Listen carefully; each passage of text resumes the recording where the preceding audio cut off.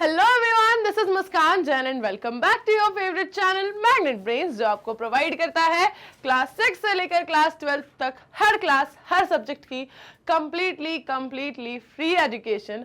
और आपको पता ही है भाई, किसी भी क्लास, किसी भी सब्जेक्ट, किसी भी कोर्स के लिए आप जाओगे, प्लेलिस्ट सर्च करोगे, वीडियोस को देखोगे, कहीं भी आपको कोई भी पेड सब्सक्रिप्शन लेने की जरूरत नहीं पड़ने वाली है। पूरी की पूरी क्वालिटी एजुकेशन आपको प्रोवाइड की जा रही है फ्री ऑफ कॉस्ट। ओके, आज हमें स्टार्ट करना है क्या? आज हमें स्टार्ट करना है ह्यूमन फिजियोलॉजी का जो चैप्टर हम पढ़ रहे हैं। सबसे पहला chapter breathing and exchange of gases, इसका लास्ट टॉपिक। ठीक है, आज हमारा इस चैप्टर का लास्ट लेक्चर है। इसके बाद आने वाले हैं इसके एनसीईआरटी सॉल्यूशंस। इस लास्ट लेक्चर में आज हमें डील करना है क्या भाई? आज तक हम पढ़ते आ रहे हैं about the mechanism of respiration, about the mechanism of breathing, about the mechanism, about the exchange of gases, about the transport of gases. ये सब कुछ हमने पढ़ा है। आज आपको पढ़ना है कि ये जो रेस्पिरेशन आपने पूरा का पूरा पढ़ा, इसे रेगुलेट कौन करता है। हर प्रोसेस, हर सिस्टम की होने वाली हर एक फंक्शन को कोई ना कोई मास्टरमाइंड बैठ के रेगुलेट कर रहा होता है। वो मास्टरमाइंड कौन है? आप सबको पता है वो मास्टरमाइंड कौन है? हमारा ब्रेन, राइट? तो हमारे ब्रेन का कौन सा पार्ट, कौन सा रीजन किस तरह से रेस्पिरेशन की प्रोसेस को रेगुलेट करता है, कंट्रोल करता है, ये आज आपको पढ़ना है about the regulation of respiration. Then आप पढ़ोगे डिसऑर्डर्स ऑफ रेस्पिरेटरी सिस्टम। कोई भी सिस्टम आप पढ़ लो तो उससे रिलेटेड डिसऑर्डर्स भी आपको पढ़ने होते हैं कि रेस्पिरेटरी सिस्टम है तो इससे रिलेटेड कौन कौन से डिसऑर्डर्स होते हैं, वो आप पढ़ोगे इस टॉपिक के अंदर। ठीक है, बहुत छोटे छोटे से ये टॉपिक है, बहुत ज्यादा लेंथी ये लेक्चर नहीं होने वाला है। बहुत बढ़िया सा short and crisp kind of video आज आपको मिलने वाला है, जिसमें ये दोनों टॉपिक्स हम कवर कर लेंगे, जो कि बहुत ज्यादा लेंथी बिल्कुल भी नहीं है। ठीक है, सिर्फ आपको पॉइंट टू पॉइंट समझ लेना है कि भाई ब्रेन कैसे क्या रेगुलेट कर रहा है प्रोसेस, और कौन कौन से डिसऑर्डर हो रहे हैं। कुछ 3 से 4 डिसऑर्डर्स आप इसके अंदर देखोगे। सिंपल है, ठीक है। तो चलो स्टार्ट करते हैं आज के सेशन को। इससे पहले कि मैं कर दूं स्टार्ट, एक बार फटाफट से भाई लाइक कर दो और शेयर कर दो सेशन को, बुला लो बाकी सारों को भी। स्टार्ट करते हैं आज का लेक्चर। चलो देखेंगे जल्दी से। रेगुलेशन ऑफ रेस्पिरेशन स्टार्ट कर रहे हैं। एक बार फटाफट से कर दो शेयर, एक बार फटाफट से कर दो शेयर। करना मांगता, लाइक करना मांगता, फटाफट से। चलो देखो, रेगुलेशन ऑफ रेस्पिरेशन कैसे होता है, कौन मास्टरमाइंड किस तरह से, कौन से पार्ट से रेस्पिरेशन की प्रोसेस को रेगुलेट करता है, कंट्रोल करता है। ठीक है, कौन कंट्रोल करता है, कैसे करता है, समझो। Human beings have a significant ability to maintain and moderate the respiratory rhythm. हम सभी ह्यूमन बीइंग्स में ये एक बहुत ही इंपॉर्टेंट सी, अच्छी सी, बढ़िया सी, सुंदर सी क्वालिटी होती है। कौन सी एबिलिटी होती है? देखो, human beings have a significant ability to maintain and moderate the respiratory rhythm to suit the demands of the body tissues। हमारी बॉडी के टिश्यूज की डिमांड रहती है कि भाई उन्हें बार बार ऑक्सीजन दो, खर्च कर देते हैं, फिर ऑक्सीजन दो, फिर खर्च कर देते हैं, फिर ऑक्सीजन दो, फिर खर्च कर देते हैं, और बनाते रहते हैं क्या खर्च करते वक्त? Carbon dioxide. तो हमारे बॉडी टिश्यूज की डिमांड क्या रहती है हमेशा? कि भाई उनको ये जो रेस्पिरेटरी रिदम है ना, ये जो रेस्पिरेशन की पूरी साइकिल चल रही है, ये चलती रहे, ये रिदम मेंटेन रहे, ये उनकी डिमांड रहती है। ठीक है, तो ये जो रेस्पिरेटरी रिदम की बात हम कर रहे हैं, that human beings have a significant ability to maintain and moderate the respiratory rhythm to suit the demands of the body tissues, and this is done by neural system. इस respiratory rhythm को बनाए रखने का काम, लगातार करवाते रहने का काम कौन करता है? This regulation is done by neural system. कौन करता है? न्यूरल सिस्टम करता है। ठीक है, this regulation is done by neural system. This regulation is done by neural system. कौन करता है? Neural system. A specialised centre present in the medulla region. ये क्या है? ये वो स्पेशलाइज्ड सेंटर है जो कि कहां प्रेजेंट होता है? मेड्यूला रीजन में प्रेजेंट होता है। ठीक है, न्यूरल सिस्टम की बात कर रहे हैं ना हम, तो यहां पर एक स्पेशलाइज्ड सेंटर जो कि मेड्यूला रीजन में प्रेजेंट होता है, किसके? ब्रेन के। हाँ, ब्रेन के मेड्यूला रीजन में एक स्पेशलाइज्ड सेंटर प्रेजेंट होता है, जिसे आप कहते हो, हाईलाइट कर लेते हैं इसे हम, जिसे आप कहते हो क्या? जिसे आप कहते हो रेस्पिरेटरी रिदम सेंटर। ठीक है, जिसे आप कहते हो क्या, रेस्पिरेटरी रिदम सेंटर। कहाँ प्रेजेंट है ये, ब्रेन के मेड्यूला रीजन में। कहाँ प्रेजेंट है ये, ब्रेन के मेड्यूला रीजन में। Is primarily responsible for this regulation, जो कि इस रेगुलेशन के लिए प्राइमरीली रिस्पॉन्सिबल है। आप लोगों को अब तक तो बिल्कुल अच्छे से समझ आ गया होगा, पढ़ते पढ़ते पढ़ते इतने सारे चैप्टर्स पढ़ चुके हो, है ना। कितने सारे चैप्टर्स पढ़ चुके हो, 10 चैप्टर्स तो आपके 3 यूनिट के ही हैं, और ये 11th चैप्टर हमने स्टार्ट किया है, क्योंकि प्लांट फिजियो हमने अभी रोक दिया है आप लोगों के कहने पे कि मैम बाद में पढ़ेंगे। ठीक है, पहले ह्यूमन पढ़ लेते हैं, है ना, बाद में प्लांट पढ़ लेंगे, फिर वो चैप्टर्स भी आ जाएंगे। तो मतलब आप लोग 10 चैप्टर्स पढ़ चुके हो। अभी तक आपको ये चीज समझ आ गई है कि जब भी कोई चीज प्राइमरीली किसी चीज के लिए रिस्पॉन्सिबल है, पूरी की पूरी प्रोसेस को करवाने के लिए कोई एक फैक्टर रिस्पॉन्सिबल है, तो वो चीजें कैसी हो जाती हैं, वो इंपॉर्टेंट हो जाती हैं। यहां पर बात चल रही है किस कॉन्टेक्स्ट में, कि जो रेस्पिरेटरी रिदम सेंटर है, this is primarily responsible for the regulation of respiratory system, है ना। ये जो रेगुलेशन है, इस पूरी प्रोसेस, इस पूरी साइकिल का, इस रेगुलेशन के लिए कौन रिस्पॉन्सिबल है, यही सेंटर रिस्पॉन्सिबल है।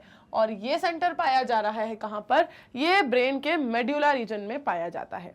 ये सेंटर कहाँ पाया जाता है, ब्रेन के मेड्यूलर रीजन में। देखो हमने कहा था कि मास्टरमाइंड कंट्रोल करेगा हर चीज को, तो मास्टरमाइंड कैसे कंट्रोल कर रहा है, मास्टरमाइंड कंट्रोल कर रहा है ब्रेन के मेड्यूलर रीजन से। ठीक है, कहां से कंट्रोल कर रहा है, ब्रेन के मेड्यूलर रीजन से। मेड्यूलर रीजन से क्या करता है, मेड्यूलर रीजन में पाया जा रहा है एक सेंटर, रेस्पिरेटरी रिदम सेंटर। वहां से आपकी जो पूरी रेस्पिरेशन की साइकिल है ना, सब कुछ वहां से कंट्रोल हो रहा है, कि लंग्स की प्रोसेस, ठीक है, एल्वियोली की प्रोसेस, टिश्यूज तक की हर एक मैकेनिज्म, सारा exchange of gas, transport of gases, सब कुछ रेगुलेट कर रहा है कौन, ये रेस्पिरेटरी रिदम सेंटर।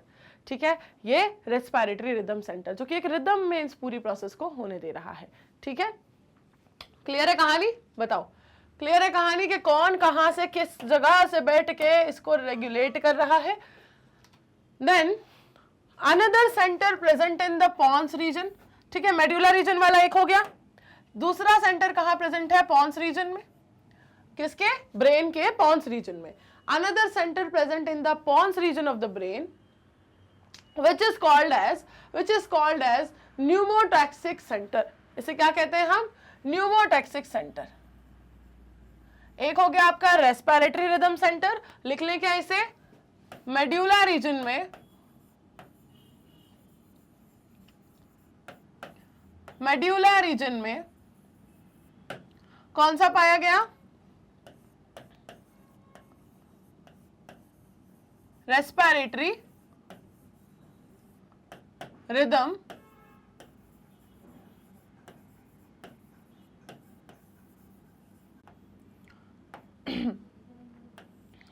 ठीक।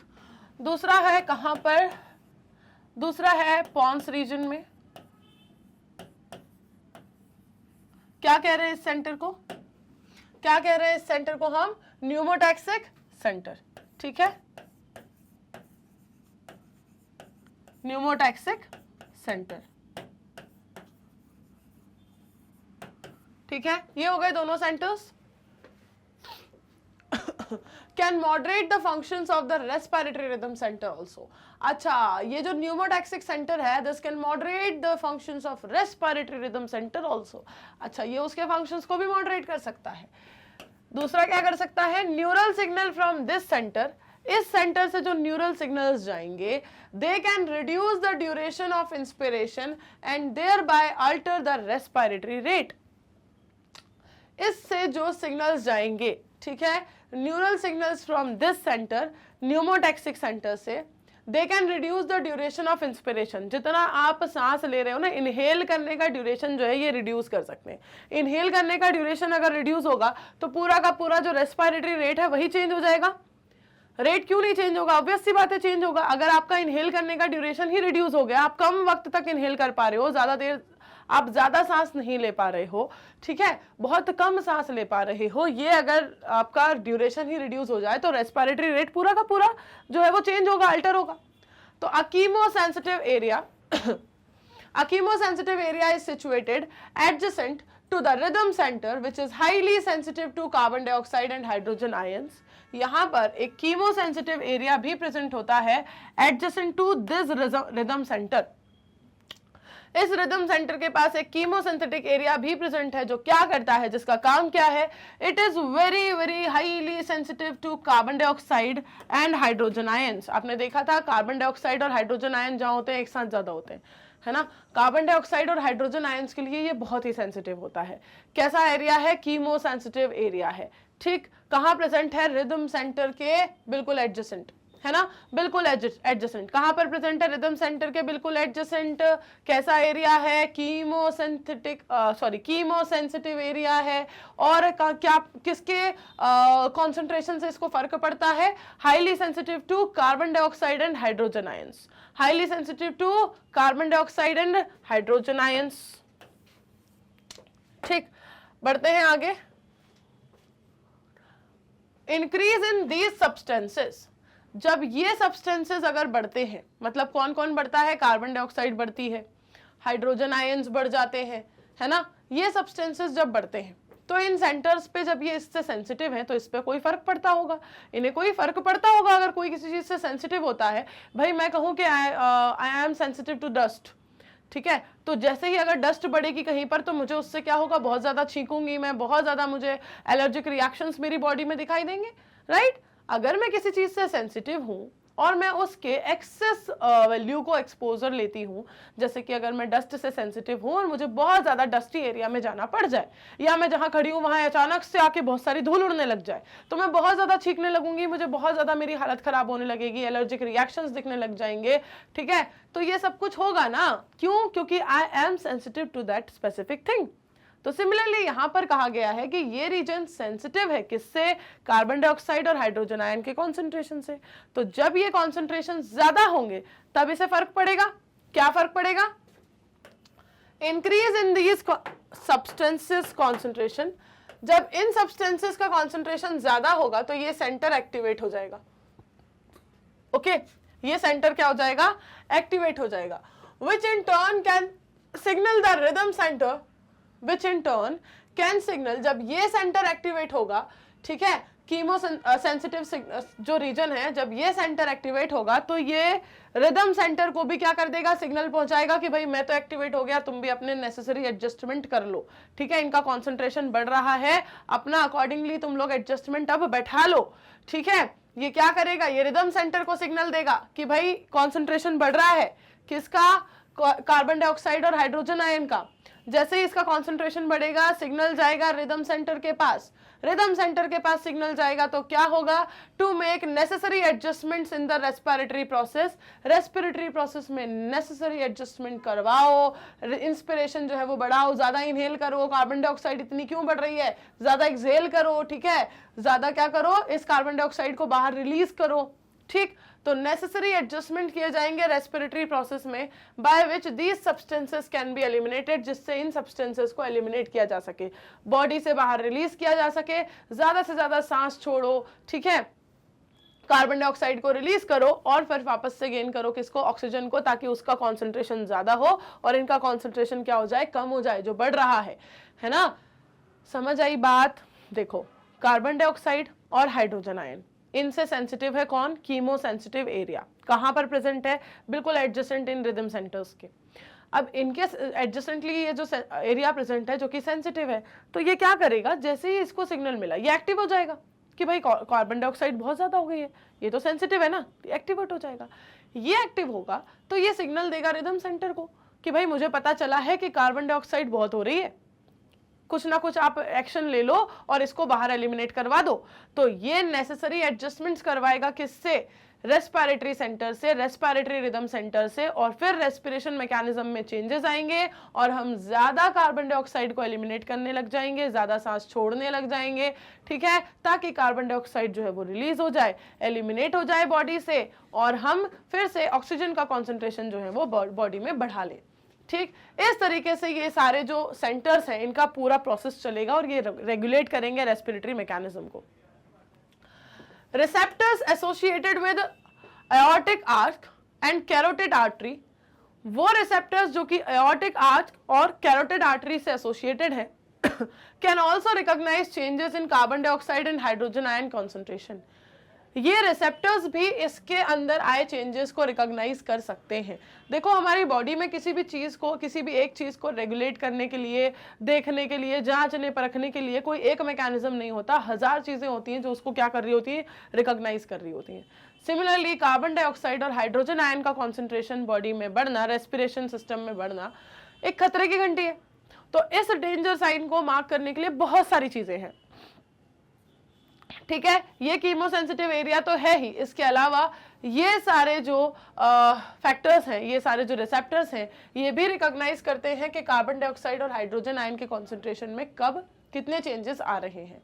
ये भी इसको क्या करते हैं, रिकॉग्नाइज करते हैं। समझ पा रहे हो, बताओ जल्दी से, एक बार जरा फटाफट से कमेंट करके बता दो आपको यहां पर जो ब्रेन का रेगुलेशन है मेड्यूला के थ्रू और किस रीजन के थ्रू, पॉन्स रीजन के थ्रू, ठीक है, रेस्पिरेटरी रिदम सेंटर के थ्रू, और कौन सा था आपका, न्यूमोटैक्सिक सेंटर के थ्रू। समझ पा रहे हो इसको, कीमोसेंसिटिव सेंटर, समझ रहे हो इन चीजों को, बताओ जल्दी से, एक बार जल्दी से फटाफट से कमेंट करके बता दिया करो बीच बीच में कि समझ आ रहा है या नहीं आ रहा है, ठीक है। और अगर आ रहा है तो फिर शेयर भी कर दो। अकेले अकेले खा के क्या करोगे, हाँ क्या करोगे अकेले अकेले खा के, शेयर करो जल्दी से शेयर करेंगे, लाइक करेंगे इस सेशन को, और एक बार जरा फटाफट से थम्स अप रिएक्ट करके बता देंगे क्या आप लोग मुझे देख रहे हैं, सुन रहे हैं, समझ रहे हैं।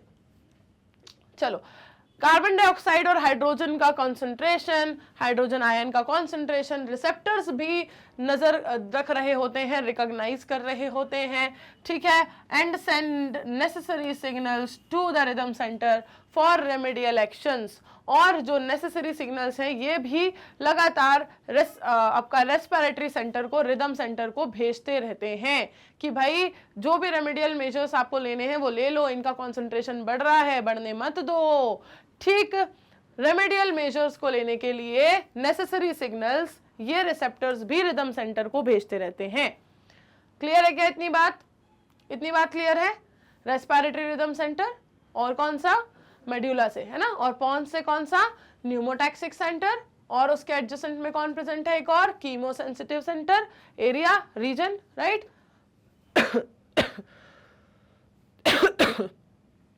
Sorry, the role of oxygen in the regulation of respiratory rhythm is quite insignificant। यहाँ पर ऑक्सीजन का जो रोल है ना रेस्पिरेटरी रिदम में, ये उतना ज्यादा नहीं है। यहाँ पर देखो डेंजर साइन क्या है, कॉन्सेंट्रेशन बढ़ना किसका, कार्बन डाइऑक्साइड का, ये डेंजर साइन है। तो इस कॉन्सेंट्रेशन को ही सबसे ज्यादा यहाँ पर इनके सिग्नल्स में और इस चीज में यूज किया जाता है, रेगुलेशन में यूज किया जाता है, ठीक है। डेंजर साइन को यूज किया जाता है which is the high concentration of carbon dioxide and hydrogen ion, okay. इसका ज्यादा रोल है, ऑक्सीजन का इतना रोल नहीं है, ठीक है। इस रेगुलेशन में, इस कंट्रोल में, इस मैकेनिज्म में ऑक्सीजन का उतना रोल नहीं है जितना कि कार्बन डाइऑक्साइड का है। क्लियर है क्या ये बात। रेगुलेशन ऑफ रेस्पिरेशन आपका कंप्लीट हो गया है। अब आपको पढ़ना है disorders of respiratory system. Regulation of respiration complete हो गया है कि ब्रेन ने कैसे रेगुलेट किया, किन चीजों के थ्रू किया। देखो सिंपल सी चीज हमने पढ़ी, 4 चीजें हमने पढ़ी हैं देखा जाए तो। हमने पढ़ा कि भाई मेड्यूला रीजन से कौन, respiratory rhythm centre, then pons region से कौन, न्यूमोटैक्सिक सेंटर, देन एक कीमोसेंसिटिव एरिया प्रेजेंट है। किसके लिए सेंसिटिव है वो, high concentration of carbon dioxide and hydrogen ions. और क्या है, कुछ रिसेप्टर्स भी पाए जाते हैं, है ना। ये 4 चीजें हमने पढ़ी हैं जो मिलजुल के रेगुलेट कर रही हैं किस चीज को, रेस्पिरेटरी रिदम को। और साथ ही साथ यहाँ पर मेजर रोल किसका निकल कर आ रहा है, कार्बन डाइऑक्साइड के कॉन्सेंट्रेशन का, ना कि ऑक्सीजन का। ऑक्सीजन का उतना रोल नहीं है, मेन किसका है, कार्बन डाइऑक्साइड के कॉन्सेंट्रेशन का, ठीक है। तो इस तरीके से हमने देखा क्या, इस तरीके से हमने पढ़ा रेगुलेशन ऑफ रेस्पिरेशन को। अब हमें पढ़ना है डिसऑर्डर्स ऑफ रेस्पिरेटरी सिस्टम, कि इस रेस्पिरेटरी सिस्टम से कौन कौन से डिसऑर्डर्स होते हैं। चलो देखते हैं फटाफट से। एक बार मुझे आप लोग थम्स अप रिएक्शन दे दो कि आपको रेगुलेशन ऑफ रेस्पिरेशन समझ आ गया क्या।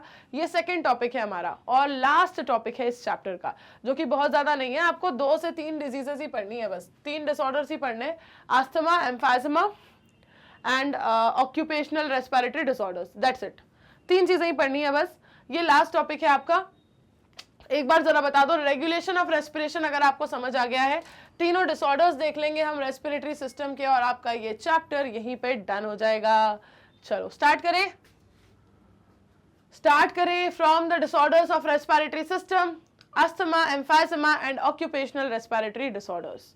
अस्थमा क्या होता है, बिल्कुल बेसिक सा इंट्रोडक्शन है, कोई डिटेल नहीं है, कोई बहुत ज्यादा दिक्कत वाली बात नहीं है, सिर्फ बेसिक सा इंट्रोडक्शन है कि अस्थमा क्या होता है, एम्फाइसेमा क्या होता है। देखो सबसे पहले अस्थमा के बारे में, चलिए अस्थमा क्या होता है।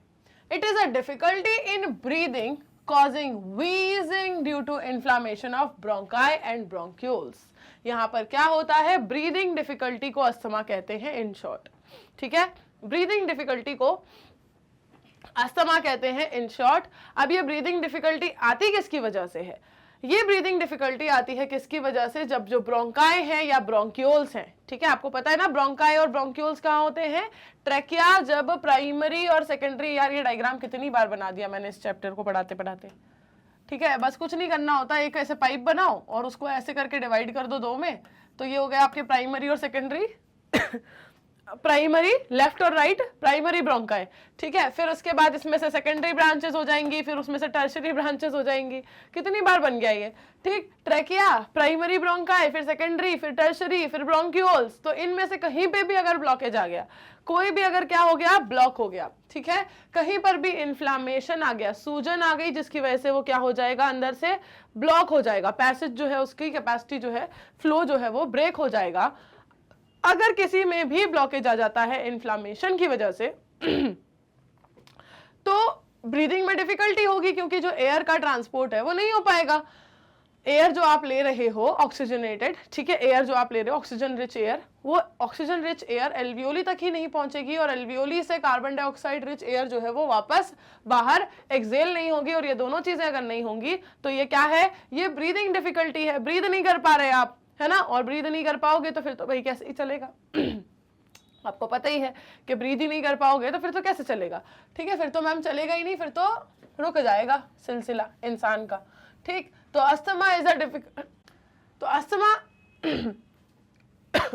A difficulty in breathing. क्या है ये, ब्रीदिंग डिफिकल्टी है, होती है कैसे, wheezing due to inflammation of bronchi और ब्रोंक्यूल्स, ब्रोंकाई या ब्रोंक्यूल्स की इन्फ्लामेशन की वजह से होती है। दूसरा आप देखोगे कौन सा डिसऑर्डर है, एम्फाइसेमा। अस्थमा क्या है, ब्रोंकाई या ब्रोंक्यूल्स का, किसी का भी ब्रोंकाई से लेके ब्रोंक्यूल्स तक कहीं पर भी इन्फ्लामेशन होता है तो it is breathing difficulty, it is asthma. दूसरी बात करेंगे एम्फाइसेमा की, ये क्या है, it is a chronic disorder in which, ये क्रॉनिक डिसऑर्डर है जो जिसके अंदर क्या होता है, जो एल्वियोलर वॉल्स है ना, they are damaged due to which respiratory surface is decreased and one of the major causes of this is cigarette smoking. देखो पहला डिसऑर्डर आपको कहाँ बताया, जो पैसेज है आपका पूरा ब्रोंकाई से ब्रोंक्यूल्स तक का, ठीक है, ट्रैकिया से ब्रोंकाई ब्रोंक्यूल्स तक का, अगर ब्रोंकाई से ब्रोंक्यूल्स तक कहीं भी इन्फ्लामेशन आता है तो it is asthma, it is breathing difficulty, कि आप ब्रीद नहीं कर पा रहे, इंस्पायर नहीं कर पा रहे, एक्सपायर नहीं कर पा रहे, है ना, इट इज ब्रीदिंग डिफिकल्टी। लेकिन अगर हम बात करें कि जो एल्वियोली होती है ना, बैग लाइक स्ट्रक्चर्स एल्वियोली, अगर एल्वियोली का क्या हो जाए, जो वॉल्स हैं एल्वियोलर वॉल्स जो हैं, मेम्ब्रेन्स जहां से डिफ्यूजन होता है, जहां से एक्सचेंज ऑफ गैसेस होता है जो अपन ने पढ़ा है, अगर वो वॉल्स ही डैमेज हो जाए, ठीक है, अगर वो एल्वियोलर वॉल्स ही डैमेज हो जाएं तो जो डिफ्यूजन का सरफेस एरिया है, जहां से जिस एरिया से क्या हो रहा है, डिफ्यूजन हो रहा है, जिससे गैसियस एक्सचेंज हो रहा है, वो एरिया क्या हो जाएगा, रिड्यूस हो जाएगा। अगर मान लो मैं एग्जांपल दूं, हमारे पास इन बहुत ज़्यादा नंबर ऑफ एल्वियोली होती हैं, सरफेस एरिया बहुत ज़्यादा होता है, बट अगर मैं कहूं कि फॉर एग्जांपल मेरे पास 10 एल्वियोली हैं, उनमें से अगर 5 का जो सरफेस एरिया है, जो मेम्ब्रेन है, वो डैमेज हो गई है, 5 ही बची हैं, तो सरफेस एरिया कम होने की वजह से अब जो गैसियस एक्सचेंज है वो कम हो जाएगा। बॉडी की रिक्वायरमेंट से 50% ही उसको ऑक्सीजन मिल रहा है, 50% ही रेट पे वो अपना क्या कर पा रहा है, रेस्पिरेशन कर पा रहा है, तो होगी ना दिक्कतें उसे, बिल्कुल होगी मैम, बिल्कुल होगी। तो ये जो एल्वियोलर वॉल है अगर ये डैमेज हो जाती है तो जो गैसियस एक्सचेंज का सरफेस एरिया है वही रिड्यूस हो जाता है। रेस्पिरेशन को करवाने का मेन जो फैक्ट्री है, जहां पूरी प्रोसेस चल रही है, वो गैसियस एक्सचेंज ही क्या हो जाता है, कम होने लगता है। तो emphysema is a chronic disorder जिसके अंदर एल्वियोलर वॉल्स जो है वो डैमेज हो जाती हैं, due to which respiratory surface is decreased, जो रेस्पिरेटरी सरफेस है वो डिक्रीज हो जाएगा, और वो डिक्रीज होगा तो क्या होगा, आपको ओवरऑल जो बॉडी में ऑक्सीजन की रिक्वायरमेंट है वो फुलफिल नहीं हो पाएगी, वो धीरे धीरे कम होती जाएगी और कम होते होते वो फिर आपको कई सारी दिक्कतें पैदा करेगी। ठीक है, अब ये ऐसा होता क्यों है? एल्वियोलर वॉल जो है वो डैमेज कब किस कंडीशन में होती है? ये होती है सिगरेट स्मोकिंग से। इसका जो स्मोक है वो डिपॉजिट होता जाता है और डैमेज कर देता है एल्वियोलर वॉल्स को। इसका जो स्मोक है वो डिपॉजिट होता जाता है और एल्वियोलर वॉल्स को क्या कर देता है? डैमेज कर देता है, रप्चर कर देता है, खराब कर देता है। ठीक है, जिसकी वजह से जो गैसियस एक्सचेंज का सरफेस एरिया है एल्वियोली का वो कम हो जाता है, रेस्पिरेटरी सरफेस रिड्यूस हो जाता है और बॉडी को कंप्लीटली जितनी रिक्वायरमेंट है उतनी ऑक्सीजन नहीं मिल पाती, उतना गैसियस एक्सचेंज नहीं हो पाता। रिमेनिंग एल्वियोली के ऊपर प्रेशर ज्यादा आ जाता है, उनको ज्यादा काम करना पड़ रहा है, उनको ज्यादा एक्सचेंज करवाना पड़ रहा है। ठीक है, तो ये प्रोसेस होती है, ये डिजीज होती है, ये प्रॉब्लम्स, ये डिफिकल्टीज आती हैं। इसे क्या कहते हैं हम? एम्फाइसेमा। ठीक है, अस्थमा जब इन्फ्लामेशन आएगा ब्रोंकाई से लेके ब्रोंक्यूल तक कहीं भी अगर इन्फ्लामेशन है तो इट कॉजेज ब्रीदिंग डिफिकल्टी, इससे ब्रीदिंग डिफिकल्टी होती है, दैट्स इट। ठीक है, और ये कहलाएगा आपका अस्थमा। लेकिन अगर एम्फाइसेमा है मतलब जो एल्वियोलर वॉल है, जो सरफेस एरिया है वही रिड्यूस हो गया है, वॉल ही डैमेज हो गई है, तो ये और ज्यादा दिक्कत की बात। दिक्कत हर चीज से है, दिक्कत हर चीज से है, बट अगर आप देखोगे कि भाई अस्थमा में अगर उस इन्फ्लामेशन को रिड्यूस कर दिया जाए तो काम चल सकता है, लेकिन वॉल ही डैमेज हो गई तो अब क्या करोगे? वॉल ही डैमेज हो गई तो अब क्या करोगे? हाँ, चलो नेक्स्ट देखें। लास्ट डिसऑर्डर इस चैप्टर का, इस लेक्चर का, हर चीज का last concept which is occupational respiratory disorders. ये ऑक्यूपेशनल का मतलब क्या है मैम? है ऐसा कौन सा डिसऑर्डर है जिससे पैसे आते हैं? ऑक्यूपेशनल रेस्पिरेटरी डिसऑर्डर, ऐसा कौन सा डिसऑर्डर है मैम जिससे पैसे आते हैं? क्या मतलब क्या है इस बात का? देखो यार, पैसों से कुछ तो लेना देना होगा, ऑक्यूपेशनल लिखा है ना। हाँ, इन सर्टेन इंडस्ट्रीज। अच्छा, अब समझे, इंडस्ट्रीज की बात चल रही है। इंडस्ट्री में काम करते हैं लोग, पैसा कमाने के लिए जाते हैं, ऑक्यूपेशन के लिए जाते हैं, डिसऑर्डर फ्री में हो जाता है। डिसऑर्डर फ्री में हो जाता है, जाते हैं क्यों? पैसा कमाने के लिए। ऑक्यूपेशनल रेस्पिरेटरी डिसऑर्डर ये क्या है? In certain industries especially those involving grinding and stone breaking. ठीक है, कुछ ऐसी इंडस्ट्रीज होती हैं जैसे कि जिनमें ग्राइंडिंग की जा रही हो, जिनमें पत्थर तोड़ने वाली जो इंडस्ट्रीज होती हैं, स्टोन ब्रेकिंग इंडस्ट्रीज। ठीक है, so much dust is produced, इतनी ज्यादा फाइन डस्ट प्रोड्यूस होती है ना, इतनी ज्यादा फाइन डस्ट होती है। ऐसा भी नहीं कि जो थोड़े बड़े पार्टिकल वाली डस्ट है, बहुत फाइन डस्ट होती है। आपने नोटिस किया होगा जब आप घर में सफाई कर रहे हो, अगर बहुत ज्यादा फाइन डस्ट वहां पर उड़ रही है, किसी सब्सटेंस से निकल रही है, तो आप जब देखोगे कि आपकी सांसों में भी वो फाइन डस्ट जो है, आपके नॉस्ट्रल्स में जो हेयर्स हैं, जो क्या करते हैं, इन सारे डस्ट पार्टिकल्स को कैच करने, ट्रैप करने का काम करते हैं। आप देखोगे वो डस्ट पार्टिकल्स को ट्रैप कर पाना आपके नॉस्ट्रल्स के हेयर्स के लिए भी बहुत मुश्किल हो जाता है, इतने फाइन डस्ट पार्टिकल्स। ठीक है, इतने फाइन डस्ट पार्टिकल्स। तो यहाँ क्या होता है, कुछ इंडस्ट्रीज में जैसे कि स्टोन ब्रेकिंग वाली इंडस्ट्रीज, ग्राइंडिंग वाली इंडस्ट्रीज, जिनमें बहुत बारीक सा पाउडर जैसा सब्सटेंस उड़ता है, बहुत फाइन डस्ट जहां पर अवेलेबल होती है, so much dust is produced, इतनी डस्ट प्रोड्यूस होती है कि जो बॉडी का डिफेंस मैकेनिज्म है वो भी इस सिचुएशन से पूरी तरह से कोप अप नहीं कर पाता, वो भी पूरी तरीके से डिफेंस प्रोवाइड नहीं कर पाता। इतनी ज्यादा डस्ट प्रोड्यूस होती है, इतने ज्यादा फाइन पार्टिकल्स प्रोड्यूस होते हैं। ठीक है, किस कंडीशन में? इस कंडीशन में। ठीक, फिर क्या करना पड़ेगा मैम इसके लिए? देखो जरा, कुछ इंडस्ट्रीज में जैसे कि स्टोन ब्रेकिंग और ग्राइंडिंग वाली में इतनी फाइन डस्ट प्रोड्यूस होती है और इतनी ज्यादा मात्रा में होती है कि हमारी बॉडी का डिफेंस मैकेनिज्म भी उसको रोक नहीं पाता। आप अगर कभी आपने नोटिस किया है, इसका लिविंग एग्जांपल है आपके घर में, कि अगर आपने सफाई के वक्त कभी देखा हो पंखों पे जो धूल जमती, बहुत फाइन डस्ट पार्टिकल्स होते हैं। ऐसे डस्ट पार्टिकल्स अगर आप लगातार दिवाली की सफाई कर रहे हो, हर जगह से सफाई, ये सफाई वो सफाई, दिन भर सफाई, सुबह से लेकर रात तक सफाई, इतनी सफाई कर रहे हो, ठीक है, धूल ही धूल के कांटेक्ट में हो आप, उसके बाद जब फिर क्लीनिंग करोगे, जब आप देखोगे कि आपके नोज में, ठीक है, जो म्यूकस है उसमें इतना सारा डस्ट पार्टिकल जो है वो जम चुका होता है। अदरवाइज जो आप डेली जितने डस्ट से एक्सपोज करते हो, ठीक है, उतना ज्यादा डस्ट पार्टिकल्स आपको नहीं मिलेंगे। क्यों? क्योंकि वो थोड़े से ज्यादा हैवी पार्टिकल्स भी होते, थोड़ा मोटा पार्टिकल होता है, लेकिन ये जो फाइन डस्ट पार्टिकल्स हैं और इतने ज्यादा अमाउंट में अगर लगातार कंसिस्टेंटली एक्सपोजर मिलता रहेगा तो फिर भाई वो एक्यूमुलेट होना स्टार्ट हो जाते हैं, ठीक है। तो long exposure can give rise, वही मैंने कहा ना कि लगातार अगर कंसिस्टेंटली उससे एक्सपोजर होता रहेगा तो इससे क्या होगा, long exposure can give rise to inflammation leading to fibrosis. इस तरह का अगर एक्सपोजर, हम तो भाई सफाई करते हैं 1-2 दिन के लिए करते हैं, बात खत्म है।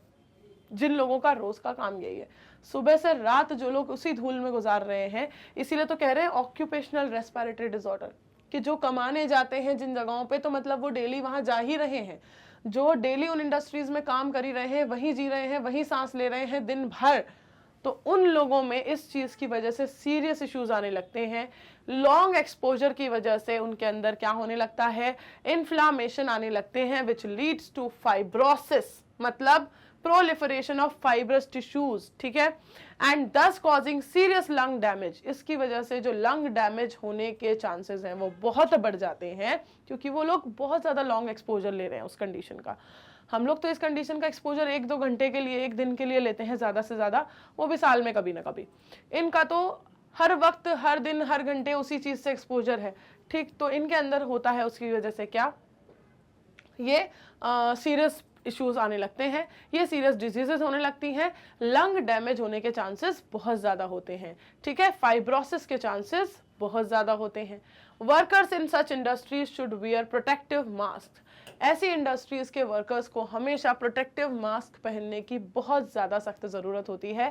हालांकि प्रोटेक्टिव मास्क भी कितनी देर इंसान पहनेगा, और प्रोटेक्टिव मास्क से भी कितना ही फिल्टर होकर एयर आएगी, जब वो एटमॉस्फेयर ही पूरी सराउंडिंग में ही वही है, ठीक है। बट स्टिल कुछ नहीं से तो कुछ भला वाली कंडीशन होती है, तो प्रोटेक्टिव मास्क तो उनको पहनने ही होते हैं, अदरवाइज बहुत ज्यादा सीरियस कंडीशंस होने के चांसेस हैं और बहुत ज्यादा है, ठीक है। तो आई होप आपको समझ आ गया होगा कि हमने जो 3 बिल्कुल बेसिक सा इंट्रोडक्शन लिया है तीनों डिसऑर्डर्स का।